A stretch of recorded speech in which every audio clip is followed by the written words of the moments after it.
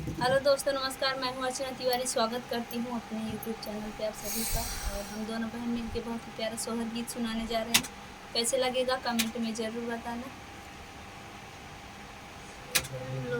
राम जय चले हैं जनकपुर, सीतला रानी के नैहर, सीतला रानी के नैहर।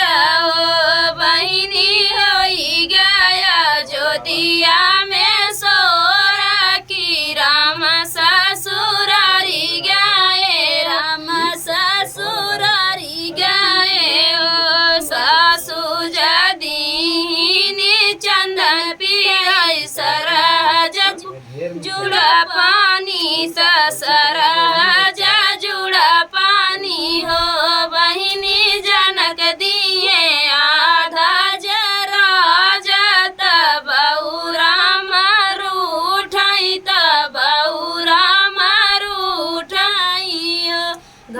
घर में से निकली सीता देवड़िया के ठाड़ा भाई, देवड़िया के ठाड़ा भाई। ओ माई जय जनकपुर के राजा, जहाँ से राम रूठ, जहाँ से राम रूठ गए हो। अरे अरे बेटी हो सीतला दे, ऐसे जीनी बोला तू, ऐसे जीनी बोला। बेटी जाई है जनकपुर के राजा, नैहर कहाँ पाई बियू, नैहर कहाँ आई बियू। हो बेटी जरई है जनकपुर के राजा, नैहर कहाँ आई बियू, नैहर कहाँ आई बियू।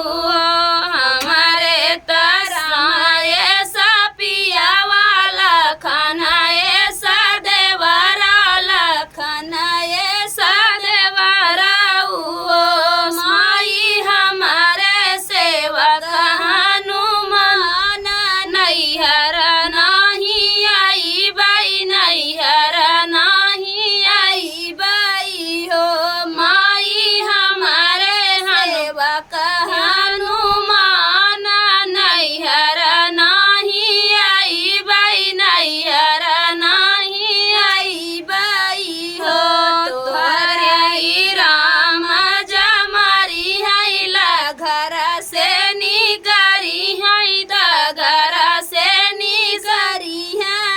ओ बेटी कवाने नैहर तू ही जा बियू, जियारा बुझाई बियू, जियारा बुझाई बियू। ओ बेटी कवाने नैहर तू ही जा बियू, जियारा बुझाई बियू, जियारा बुझाई बियू।